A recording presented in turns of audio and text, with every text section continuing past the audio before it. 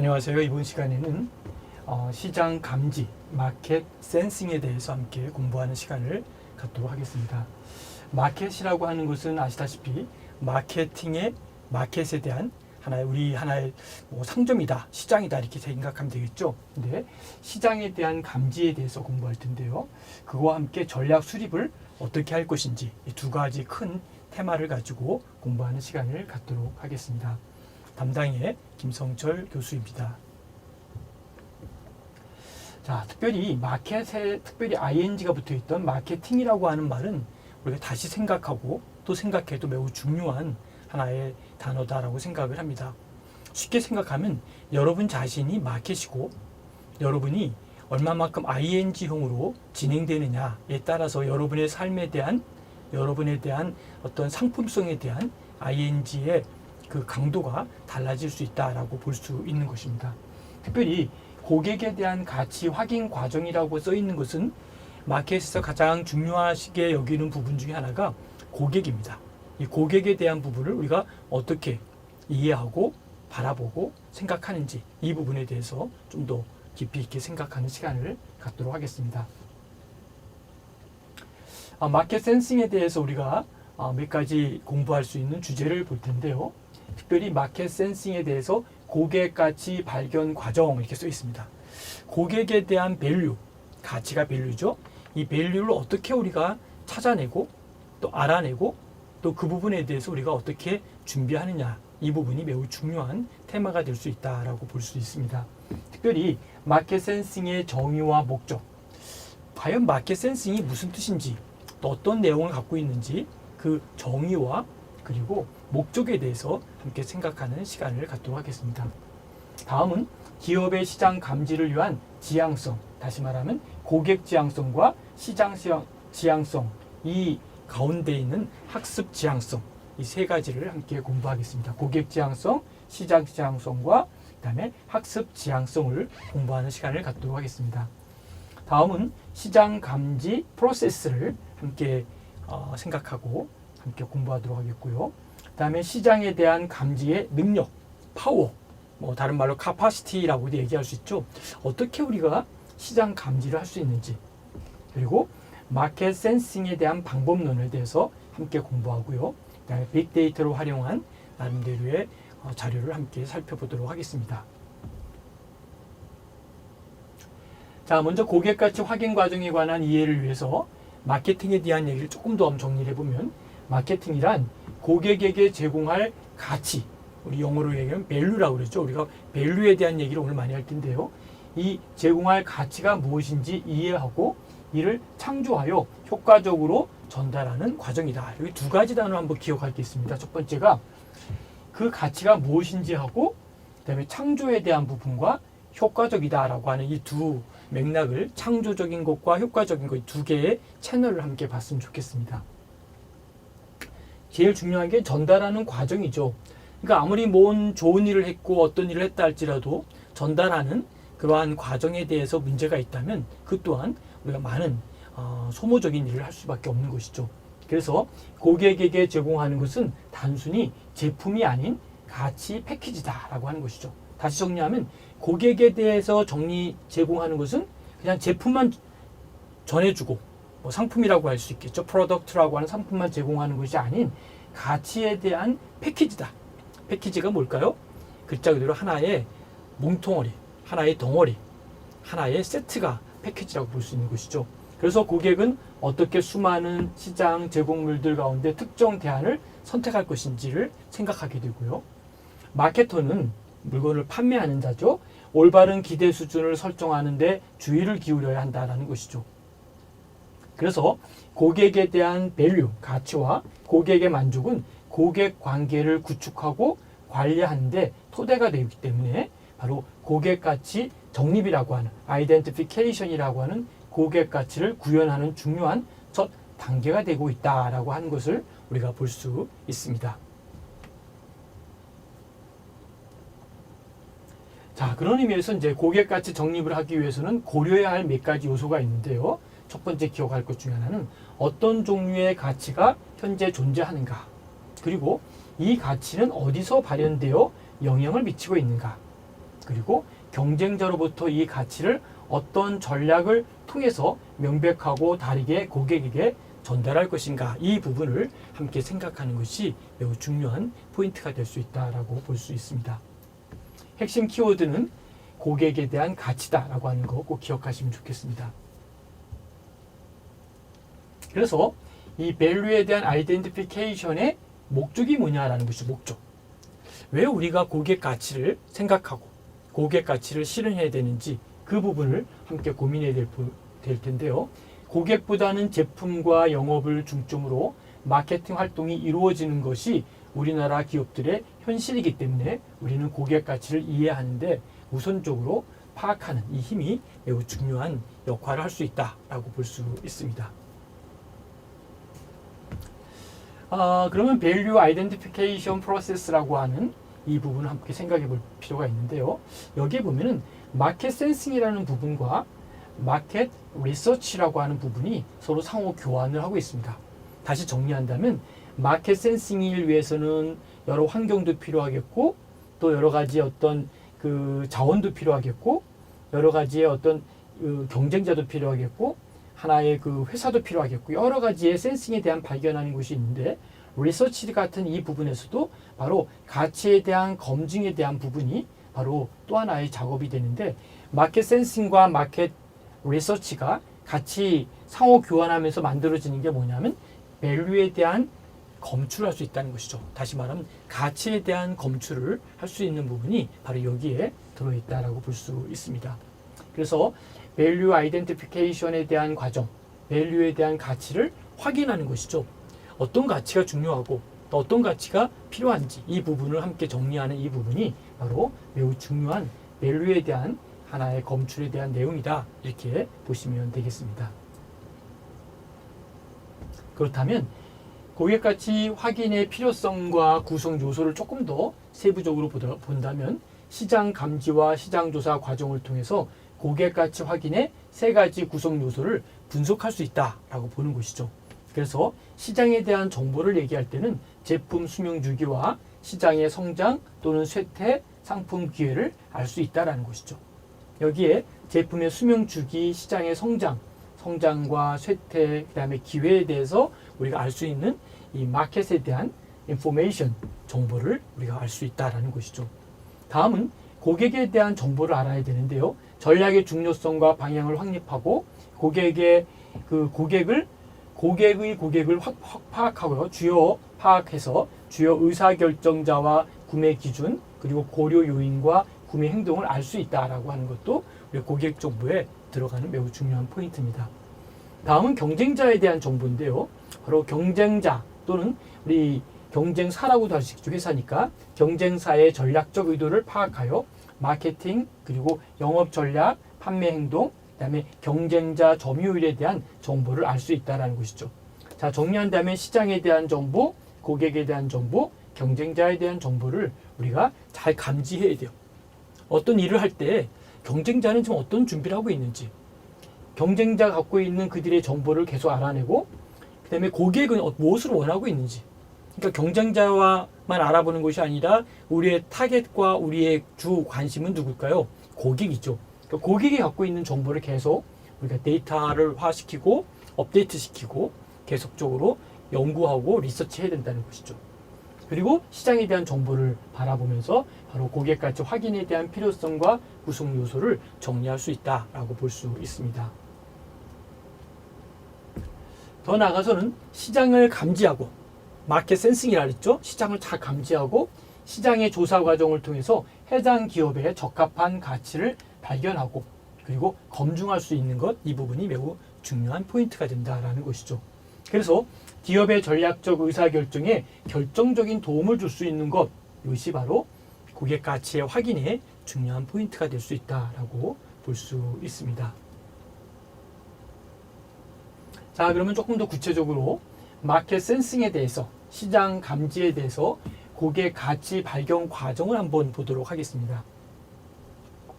자, 여기서 우리가 알 수 있는 것은 뭐냐면요. 그 시장 감지에 대한 정의, 역할, 방법에 대해서 학습하고자 합니다. 그 다음에 두 번째 공부할 것은 시장 감지 과정에서 각 단계별 활동과 역할에 대해서 알아보고, 세 번째 공부할 것은 시장 환경의 변화, 고객, 그다음에 자사와 경쟁사의 활동에 대해 이해하고 또 어떤 정보를 취합하고 분석해야 하는지에 대해서 학습하는 그러한 상황을 우리 함께 준비하도록 하겠습니다.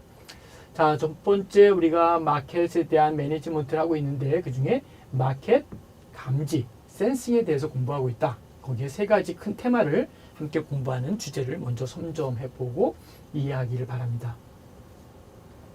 자, 마켓 센싱에 대해서 이제 한번 소비자의 마음을 읽는 힘, 시장 감지에 대해서, 마켓 센싱에 대해서 여러분 고프로라고 하는 기계를 보신 적 있으신가요? 여기다 손에다가 운동을 할 때 이렇게 부착을 하고 또는 뭐 보트를 탈 때나 자전거를 탈 때나 어떤 액션을 할 때 여기에 고프로라고 하는 동영상을 그대로 실시간으로 찍어내는 부분이죠. 아마 여러분들이 여러 드라마나 또 어떤 행사 때 많이 보았을 겁니다. 이걸 만들 때 아이디어가 어땠을까요? 한 손에 카메라를 들고 그다음 운동을 하면서 찍으려니까 어때요? 흔들리기도 하고 떨어뜨리기도 하고 찍을 수가 없는 거예요. 자기 자신을 셀카로 찍을 수 있는 상황이 없을 때 고민을 하게 되죠. 어떻게 좋은 방법이 없을까 하고 고객의 관점에서 생각하다 보니까 이러한 고프로라고 하는 프로그램을 만들게 됐죠. 그래서 이 프로그램이 굉장히 인기 있게 지금 시장에서 점유율이 높아져 가고 있고 또 굉장히 의미 있는 프로그램으로 또 의미 있는 상품으로 자리매김을 했습니다. 바로 이것이 뭘까요? 소비자의 마음을 읽어낼 때 소비자들이 원하는 것이 무엇인지를 알아내면서 프로그램을 만들어낼 수 있다는 것이죠. 자, 마켓 센싱의 정의와 목적을 한번 정리해 보겠습니다. 마켓 센싱은 전략의 틀을 작성하고 구체적인 전략 대안을 도출하기 위해서 실행하는 것이다 라고 하는 것이고요. 더 나아가서는 회사의 마케팅 환경은 표적 고객, 다시 말하면 타겟 고객이죠. 표적 고객과의 성공적인 관계를 구축하고 유지하는 데 영향을 미치는 마케팅 외부의 참여자와 요인으로 구성되고 있다는 것이죠. 그다음에 환경, environment라고 하는 환경은 지속적으로 빠르게 변화하고 있고 또 소비자와 마케터는 미래를 하기가 갈수록 어려워지고 있다는 것을 우리가 볼 수 있습니다. 더 나아가서 마케터는 마케팅 환경에 관한 정보를 수집하기 위한 마케팅 조사, 마케팅 인텔리전스를 함께 보도록 할 텐데요. 여기에 마케팅 조사나 마케팅 인텔리전스에 정통해야 하고 고객과 경쟁자를 파악하기 위해 환경을 주의 깊게 연구함으로써 타 기업보다 새로운 시장 기회를 더 잘 확보할 수 있어야 한다. 여기에 계속 나오는 단어가 뭘까요? 마케팅 환경, 여기에 환경. 중요한 것은 environment라고 하는 이 마케팅을 주변에 있는 환경들을 어떻게 우리가 연구하고 준비하고 대안을 만드냐, 이 부분이 매우 중요한 포인트가 된다라고 볼 수 있습니다. 여기도 마케팅 환경이 나오죠. 자, 그렇다면 마켓 센싱에 대한 정의를 나름대로 조지 데이라고 하는 교수에 대해서 최초 주장을 했는데요. 뭐라고 정리했냐면 고객과의 관계 유지 방법, 고객과의 관계, 다시 말해 릴레이션십에 대해서 어떻게 우리가 잘 이끌어 갈 것인지 그러한 방법이죠. 경쟁자의 능력과 의도, 그 다음에 경로 구성원의 역할 변화, 그 다음에 시장의 새로운 경향, 그 다음에 사업 기회나 위협 요인 등을 신속하고 정확하게 감지하는 것을 의미하고 있다. 뭘까요? 사업 기회, 위협의 요인 이런 걸 신속하고 정확하게 감지하는 것을 의미하는 것이 바로 이러한 마켓 센싱에 해당되는 것이다 라는 것이죠. 그래서 실무적인 의미의 시장 감지, 다시 말하면 외부 시장, 거시적인 환경, 이 거시적인 환경이다 라고 하는 것은 우리가 좀 넓은 의미의 환경, 또 다른 말로는 좀 정책적인 것, 다시 말하면 조금 그 매크로적인 부분, 만환경으로 이렇게 바라보는 부분을 우리는 거시적이다 이렇게 보고 있죠. 그래서 거시적인 환경, 시장, 자사, 소비자, 경쟁사의 다양한 뭘까요? 체인징, 변화를 신속하게 감지해서 가치를 발견하는 능력이다. 여기에 맨 끝에 핵심 키워드가 나옵니다. 밸류를 찾아내는 것. 여기에 감지해서 뭘 찾아낼까요? 밸류를 발견하는 능력이 바로 마켓 센싱의 가장 중요한 목적이다. 이렇게 볼 수 있습니다. 자, 그러면 하나씩 한번 살펴보겠습니다. 기업의 시장 감지를 위한 지향성과 고객 지향성, 시장 지향성과 학습 지향성 중에 첫 번째 볼 것 중에 하나는 고객 관계 관리의 시작이다라고 하는 것이죠. 다른 말로는 이제 고객 지향성이다라고 볼 수 있는데요. 고객 지향성이라고 하는 것은 모든 가치를 고객에게 두고 고객을 학습하며 고객의 니즈를 충족시키는 최상의 가치를 가장 중요하게 생각하는 것. 이것이 바로 관계 지향적 마케팅이다라고 하는 것이죠. 관계 지향적인 마케팅의 시작점인 바로 고객 지향성은 바로 관계 지향성의 시작점이 어딜까요? 고객 지향성에서 시작되는데 고객 지향성은 고객에 대한 이해에서 비롯되고 이를 높이기 위해서는 다음 몇 가지 이슈에 주목해야 된다라고 보고 있습니다. 첫 번째는 고객의 니즈를 정확하게 이해하고 이를 충족시켜주기 위해서 어떨까요? 조직 전체의 역량과 자원을 집중해야 됩니다. 집중해야 된다. 역량, empowerment라고도 사회복지에서는 얘기를 하죠. empowerment라고 하는 역량과 자원, 리소스를 집중해서 살펴봐야 된다는 것이죠. 두 번째는 시장에 대한 이해를 강조하고 기업의 모든 구성원에게 시장에 대한 지식을 학습시키고 공유하는 부분이 중요하다라고 볼 수 있습니다. 세 번째는 내부적으로 고객 시스템을 강화하고 혁신적이고 경쟁사와 차별화된 만족을 일으키는 제품과 서비스 제공에 최선을 다해야 된다라고 하는 것도 기억하셔야 됩니다. 자, 그런 맥락에서 또 하나 우리가 살펴볼 것 중에 하나는 고객 지향성을 강화하기 위해서는 단순한 뭘까요? 이윤 창출이라는 성과 지향적인 사고가 아니어야 된다는 것이죠. 고객 지향적인 것은 뭘까요?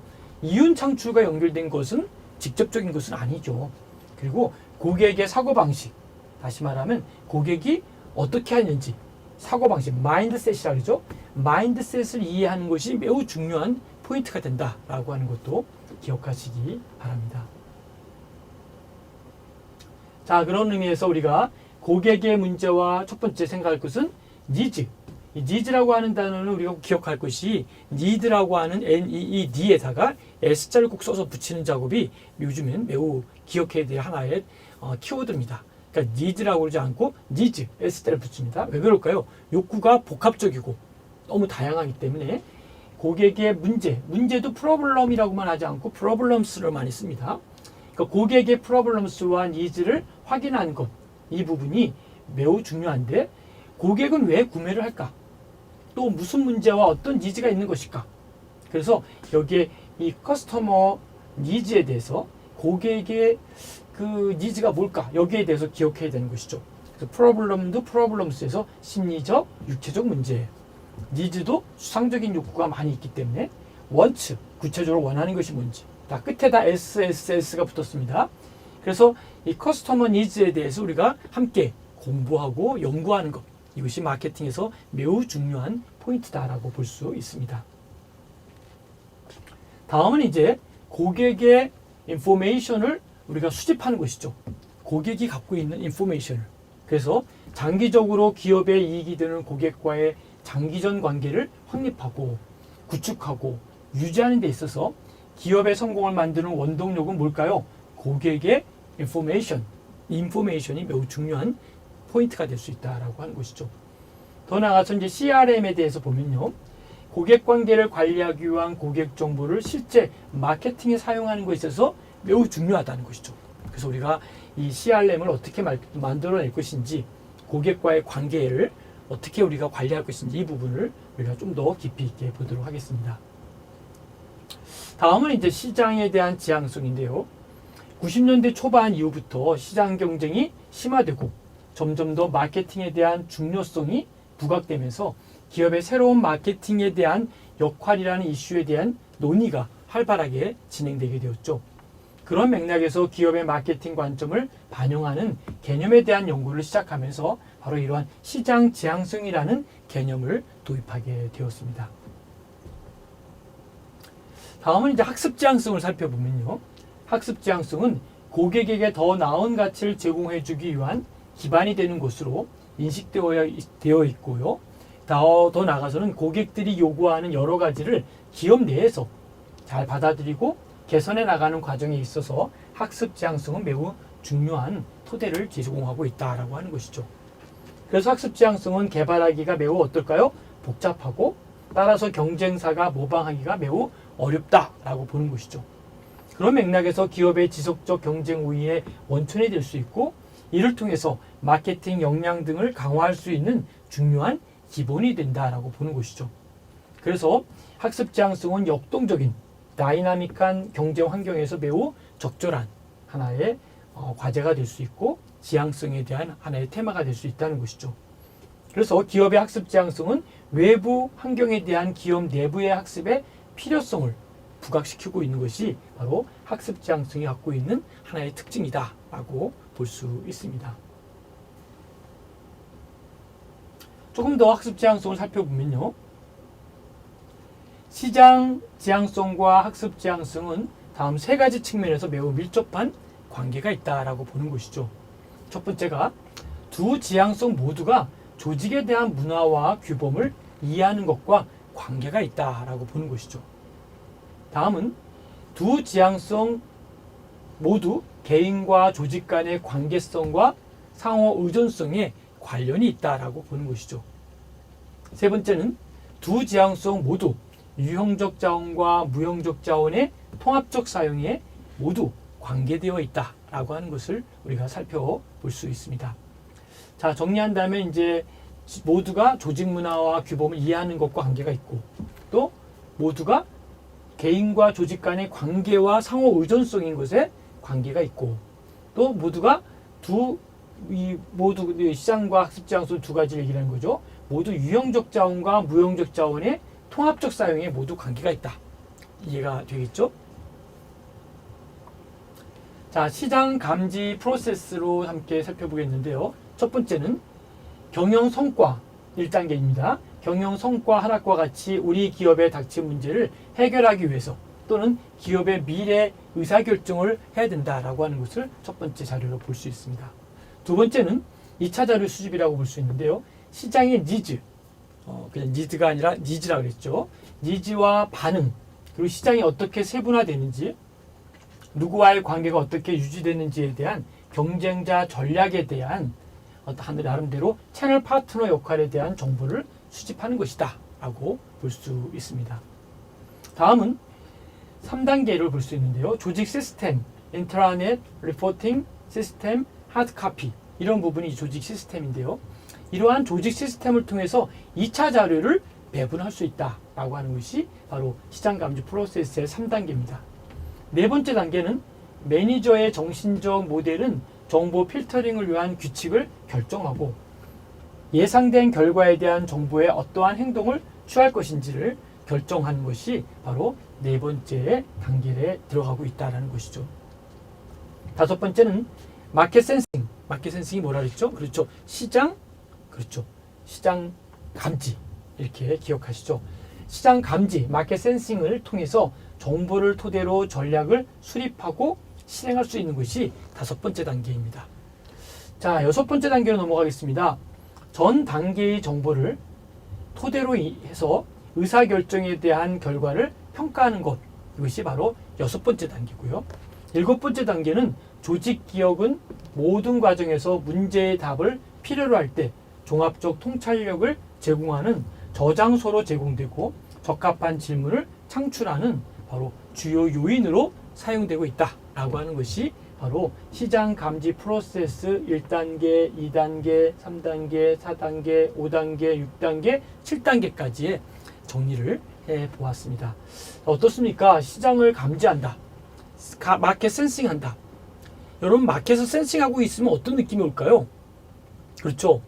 과거와 현재와 미래를 이렇게 통합적으로 상담학 용어로는 인사이트적으로 봐야 된다는 것이죠. 여러분 어떻습니까? 오늘의 here and now를 바라보면서 과거가 보이고 오늘이 보이고 그리고 가만히 들여다보면 뭐가 보일까요? 미래가 보입니다. 근데 미래를 잘 모르는 이유는 왜 그럴까요? 과거에 대해서도 정확하게 우리가 뭔가 이렇게 확실하게 알지 못하고 더 중요한 것이죠. here and now에 대한 지금에 대해서 정확히 우리가 아는 바가 없는 거예요. 쉽게 얘기하면 진단이 잘 안 되는 것이죠. 그렇죠? 우리가 here and now에 대한 디아그노시스가 정확히 정리가 된다면 미래에 대해서 우리는 정확하게 볼 수 있다는 것이죠. 미래에 대해서 볼 수 있는 포캐스팅을 우리는 알 수 있다는 것이죠. 여러분 어떻습니까? 일기예보를 가리켜서 우리가 포캐스팅 이렇게 이야기를 많이 하죠. 포캐스팅이라는 단어를 보면 for라고 하는 것은 어디 앞으로에 대한 것을 캐스팅 알아내는 거지 않습니까? 그러니까 일기예보를 알아낸다는 건 어떤 것일까요? 과거와 현재와 미래에 대해서 통합적이고 종합적으로 아는데 뭘 가지고 할까요? 과거의 데이터, here and now에 대한 데이터, 이 두 가지를 잘 접목하면 어느 지역 몇 시쯤에 어느 지역 정확하게 그 지역에 눈이 올 것이고 비가 올 것이고 뭐 어떤 일이 생길 것인지 그대로 예견할 수 있죠. 그래서 forecasting이라고 하는 것은 일기예보이기도 하고 예견한다라는 뜻도 갖고 있는 부분이 그런 것이죠. 그렇다면 우리가 미래를 알기 위해서는 here and now와 과거에 대한 인포메이션을 잘 정리하는 것이죠. 그래서 고객에 대한 인포메이션, 시장에 대한 인포메이션, 또 경쟁사에 대한 인포메이션, 여러 가지 환경에 대한 environment에 대해서 잘 정리를 한다면 그 상황 속에서 미래를 볼 수 있다라고 보는 것이죠. 자, 우리가 한번 조금 더 정리를 해보겠습니다. 마켓 센싱의 과정은 정보가 필요한데 정보 획득과 정보의 배분과 정보 해석인데 조직의 기억이 화살표가 위로 올라가 있죠. 조직의 기억이 정보의 필요성, 획득 올라가죠. 정보 해석을 하고 정보를 이용하고 그 다음에 기억에 대한 확대로 결과를 평가하고 탐구의 확장으로 연결됩니다. 아주 깔끔한 도표로 잘 정리가 되어 있죠. 마켓 센싱에 대한 프로세스입니다. 자, 그렇다면 시장 감지의 능력을 한번 살펴보면 기업의 경쟁적 우위를 위해서는 해당 기업의 핵심 역량, 내가 갖고 있는 해당 기업의 핵심 역량과 더불어 프로세스 관리상의 우선순위, 지식의 통합, 배움의 확산을 통틀어 일컫는 차별적 역량이다라고 하는 것이죠. 이 capability, 이 차별적인 역량이다. 이것이 필요한 부분이 바로 시장 감지 능력인데 바로 이러한 것들이 통합적으로 이루어지기 위해서는 우리가 알 수 있는 바로 이러한 나름대로의 핵심 역량을 가져야 되고 그리고 우선순위, 지식의 통합, 배움의 확산을 통해서 이 차별적인 능력을, 역량을 가져야 된다. 뭐 기억하시기 바랍니다. 그런 의미에서 이제 시장 감지 역량을 향상시키기 위한 방법을 몇 가지로 볼 수 있는데요. 하나가 매핑입니다. 도식화. 매핑, 그 다음에 벤치마킹을 통해서 벤치마킹 방법론을 통해서 기업의 현황과 현재 능력을 진단한다. 디아그노시스 한다라는 것이 필요하고요. 두 번째입니다. 고객 가치 창출을 위한 전략과 함께 미래의 수요를 정확하게 예측하는 것이다 라고 보는 것이고요. 세 번째, 세부 과정 또는 역할에 따른 조직을 하위 부서부터 상위 부서까지 재디자인하는 것이 중요하다라고 보는 것이죠. 네 번째는 상급 매니저로부터 탑다운 방식으로 지속적인 고객 중심화를 명확하게 보여주는 것이다 라고 하는 것이고요. 다섯 번째는 정보기술을 효율적으로 활용한다. 여기 효율적이라는 말과 또 하나 비교할 것 효과적이다라는 말은 차이가 있습니다. 효율은 코스트, 비용에 대한 부분으로 접근하는 것이고 효과적이다라는 것은 결과적인 하나의 어떤 업무에 대한 또 일에 대한 결과 나중에 다른 말 아웃컴에 대한 아웃풋에 대한 얘기를 하고 있는 것이죠. 그 다음에 여섯 번째 타깃에 대한 과정을 관리하는 것이다 라고 하는 것이 시장 역량 감지 역량을 볼 수 있는 것으로 볼 수 있습니다. 자, 마켓 센싱의 방법론을 한번 살펴보겠습니다. 최고 경영층을 보면 최고 경영층의 직관적 평가입니다. 여러 명의 경영자들에게 기업의 과거 판매 자료와 시장에 대한 배경 정보를 제공하고 이를 토대로 기업은 판매 규모 혹은 추세를 예측할 수 있다. 포캐스팅 할 수 있다라는 것이죠. 경영자들이 시장과 산업에 대한 광범위한 지식과 경험을 가지고 있고 시장 상황에 대한 통찰력이 있다면 시장의 큰 흐름이 잘 반영된 예측치를 도출을 할 수 있다는 것이죠. 자, 델파이 혹은 전문가 평가 기법을 볼까요? 특정 기술이나 제품에 대한 전문가들의 의견을 종합하고 조정하여 하나의 예측치로 도달해가는 방법이고요. 더 나아가서는 전문적 지식을 반영하면서 구성원 간의 역학관계에 의한 왜곡을 최소화할 수 있는 효과적인 예측 방법이긴 하나 시간과 비용이 바로 과다하게 소요되는 것이 특징이다라고 볼 수 있습니다. 판매 예측 추적을 볼까요? 그리고 고객 접점에 대한 활용을 본다면 영업사원들은 고객과 경쟁자, 유통업자 등 이들과 함께 가장 가깝게 일을 하는 사람들이기 때문에 시장에 대한 상세하고 그다음에 시적절한 정보를 많이 보유하고 있다라고 보는 것이죠. 또 인터뷰를 보면 개인 인터뷰 같은 경우는 집이나 직장이나 길이나 쇼핑몰 같은 곳에서 사람과 만나 이야기를 나누는 것이다라고 보는 것이죠. 그리고 집단 인터뷰는 훈련된 사회자가 6명이나 10명의 사람들을 초청해서 제품이나 서비스 또는 기관에 관한 이야기를 나누는 것이 인터뷰다라고 볼 수 있습니다. IT를 활용한 자료 수집을 볼까요? 자, 인터넷 설문조사, 온라인 패널, 온라인 실험, 온라인 표적 집단, 면접 등과 같은 여러 가지 형태의 온라인 조사가 있다라는 것이죠. 바로 IT를 활용한 자료 수집이다라고 볼 수 있겠고요. 그 다음에 관찰 조사입니다. 관찰은 글자 그대로 바라보고 관찰하는 것이죠. 그래서 이 관찰은 어떻게 할 것인지 살펴보면요. 적절한 사람, 행동, 상황을 관찰함으로써 자료를 수집하는 것이죠. 자, 적절하게 사람도 보고 행동도 보고 행동에 대한 상황을 잘 관찰하는 겁니다. 그리고 잘 그 내용을 수집하는 것. 그 다음에 사람들이 제공하지 않으려고 하는 또는 제공할 수 없는 정보 확보가 가능하지만 감정이나 태도나 동기 또는 사적 행동 같은 것들은 관찰이 어려울까요? 쉬울까요? 어려울까요? 어렵죠. 그래서 우리가 여기서 볼 수 있는 사적 행동 같은 것들은 관찰이 어려움을 갖고 있기 때문에 관찰 조사의 하나의 단점이 될 수도 있고 어려움일 수도 있다라고 볼 수 있습니다. 그 다음에 빅데이터를 활용한 시장 감지를 살펴보겠습니다. 빅데이터를 분석하는 데 있어서 기업이나 기관에서 수집한 데이터가 정확한 것인지 분석할 만한 가치가 있는지 등을 살펴볼 뭘까요? 필요성이 있다는 것이죠. 그래서 이러한 측면에서 빅데이터의 새로운 속성인 정확성이 바로 제시되는 것이다라는 것이죠. 여기서 기억할 것은 정확성이다라는 것이죠. 트위터나 구글, 페이스북 등의 온라인상에서 사람들이 주고받는 문자로 된 자료를 기계적으로 수집하여 그 다음에 시각화하여 요약 및 해석할 수 있다라는 것이죠. 그것을 우리는 텍스트 마이닝이라고 이야기합니다. 그래서 텍스트 마이닝 기법이 가장 많이 사용되고 있다라고 하는 것을 기억하시면 좋겠습니다. 자, 그 다음에 이제 데이터의 출처를 보면은 여기에 보면은 아마존닷컴에서 2019년 11월 12일부터 3월 29일까지 3,632개의 제품 리뷰를 R을 이유 사용하여 수집을 했는데요. 여기에 많은 단어들이 떠 있죠. 이 단어들 보면은 많은 단어들을 한눈에 알아볼 수 있도록 표현한 것이 우리가 볼 수 있습니다.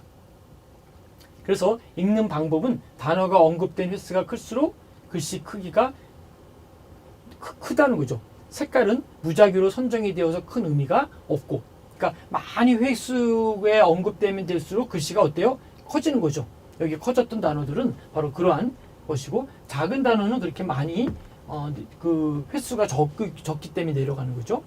색깔은 무작위로 선정되어서 큰 의미가 없다. 빨간색이든 파란색이든 의미가 없습니다. 장점은 긍정적인 단어와 부정적인 단어가 함께 어우러져 있고 빈도가 높고 낮은 단어들을 한눈에 볼 수 있는, 많이 나름대로 검색되고 많이 언급된 횟수들은 글씨가 커지고 그렇지 않은 건 작아질 수밖에 없다라고 하는 것도 기억하시면 되겠습니다. 그래서 우리가 언어에 대한 구름이다라고 이야기를 합니다.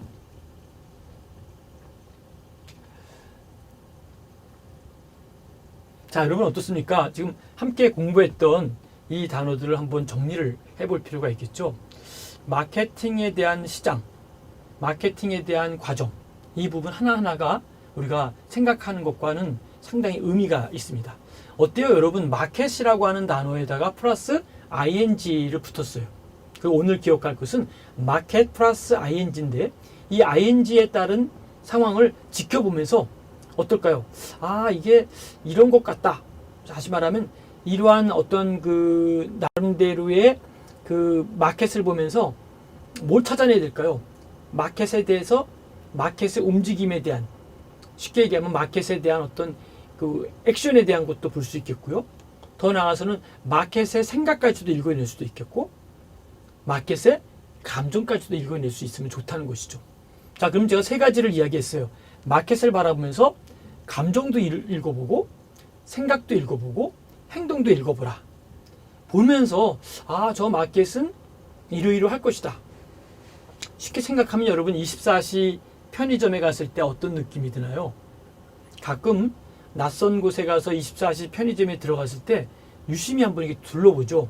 근데 어떤 편의점들은 굉장히 잘 정리되어 있고 뭔가 그 제품에 대한 어떤 그 재고라든지 또 오래된 거라든지 유통기한 지난 이런 것들은 없이 아주 깔끔하게 잘 정리되어 있는, 그리고 뭔가 늘 프레시되어 있는, 좀 더 얘기하면 좀 더 리프레시되어 있는 아주 뭔가 신선한 그런 마켓이 있는 반면에, 죄송하지만 어떤 마켓은 그냥 막 뒤죽박죽 되어 있고 유통기한이 어떤 곳은 뭐 지난 것도 어떤 때는 보이기도 하고, 또 나름대로 뭔가 이렇게 뭔가 한눈에 딱 들어오지 않는 뭔가 이렇게 복잡하게 되어 있는 그러한 마켓도 있을 수 있겠죠.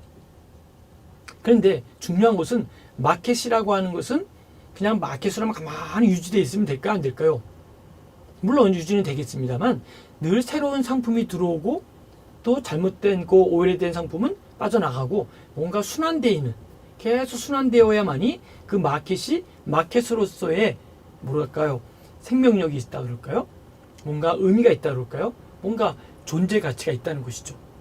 자, 그렇다면 여러분들 스스로가 마켓이라고 할 때, 내 자신이 마켓이라고 할 때 내 자신이 얼마만큼 프레쉬한 사람이 되어야 될 것인지, 얼마만큼의 감정이 새로워져야 되는 것인지, 얼마만큼의 생각이 좀 ing형으로 있어야 되는 것인지, 얼마만큼의 비헤빙이 행동으로 옮겨져야 될 것인지, 세 가지를 말씀드렸죠. 얼마만큼의 감정과 얼마만큼의 생각과 얼마만큼의 행동이 있어야 될 것인지, 영어로 얘기하면 얼마만큼의 feeling과 thinking과 behaving이 연결되어 있을 때 진정한 바로 의미 있는 가치가 될 수 있다라고 보는 것이죠. 자, 그런 의미에서 우리가 이 함께 공부했던 이 고객 가치에 대한 부분과 더 나아가서는 마켓 센싱에 대해서는 상당히 우리가 고무적으로 생각해야 될 부분이 있다라고 볼 수 있습니다. 끝까지 경청해 주심에 대해서 너무나 감사를 드리는데요.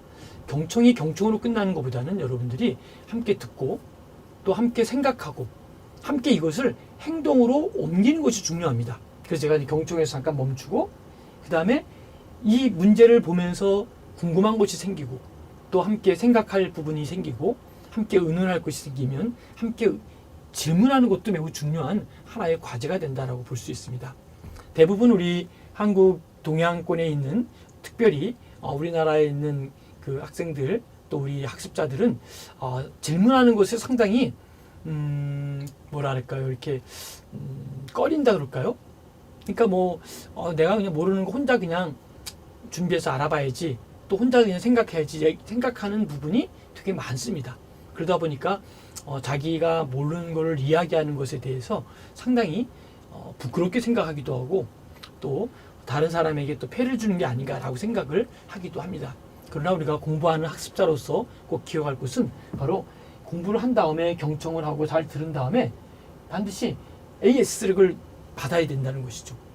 질문을 해서 어떤 질문을 할 것인가 라고 좀 정리했다가 그 질문을 문자로든지 카톡으로 보내면 우리가 나름대로 또 거기에 따른 답변을 해드리도록 그렇게 할 예정에 있습니다. 여러분들이 아무튼 마케팅을 공부하면서 또 마케팅이 여러분의 생활 속에, 우리의 삶 속에, 작게는 셀프 마케팅에 나 자신에 대한 마케팅으로 이루어질 때 우리는 진정 보다 나은 삶으로 갈 수 있다는 것이죠. 마케팅을 정리한다면 어떨까요? 과거와 현재를 잘 데이터화시켜서 준비하고, 고객을 준비하고, 고객에 대한 knowledge, 지식도 준비하고, environment, 환경도 준비하고, 그리고 스스로의 셀프 디아그노시스, 자기 자신에 대해서 잘 진단하면 바로 이 자체가 바로 엄청난 셀프 마케팅을 되는 기초가 될 수 있고, 자료가 될 수 있고, 자원이 될 수 있다는 것이죠. 그래서 이것을 잘 정리하고 잘 믹싱시키면 바로 그것이 마케팅의 가장 핵심적인 그러한 전략이 되고 마케팅의 핵심적인 키워드가 될 수 있다라고 볼 수 있습니다. 아무튼 여러분 마케팅에 대한 시장 조사에 대한 부분은 여기까지 공부하도록 하겠습니다. 끝까지 경청해 주셔서 감사드립니다. 고맙습니다.